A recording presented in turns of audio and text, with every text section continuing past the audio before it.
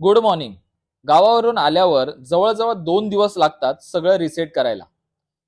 कितीही जाळ्या लावल्या तरी कुठून कबूतर आत येऊन बाल्कनी खराब करून टाकतात माहीत नाही. आम्ही एक एक बाल्कनी क्लीन करायला लागलो. परी सुद्धा आमच्या कामात खारीचा वाटा म्हणून हेल्प करायला आली. सगळी झाडं क्लीन करून बाल्कनी मधील झाडं बाल्कनीमध्ये आणि इंडोर झाडं त्यांच्या त्यांच्या जागी ठेवली. काही ठिकाणी कबूतर येतील असं वाटत होतं तिथे जाळी लावली. फॅन क्लीन करून घेतले.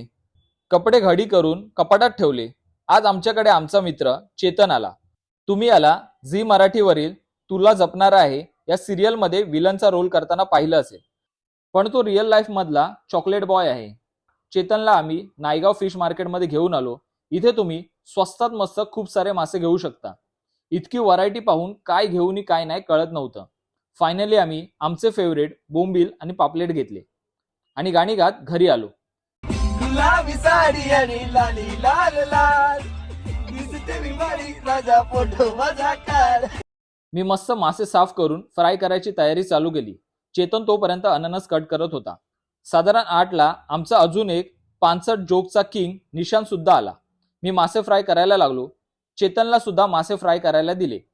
मित्र आले की जुन्या गप्पा मारत आपण कधी त्या जुन्या काळात जातो हे कळतच नाही.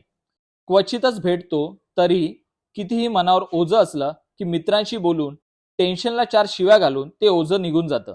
प्रत्येकाला असे मित्र असावेत. काहीही झालं तरी लाईफच्या प्रत्येक वळणावर ते तुमच्या सोबत असतील. थँक्यू युनिव्हर्स अशा मित्रांसाठी. आता भेटूया नेक्स्ट व्हिडिओमध्ये. तोपर्यंत टाटा बाय बाय.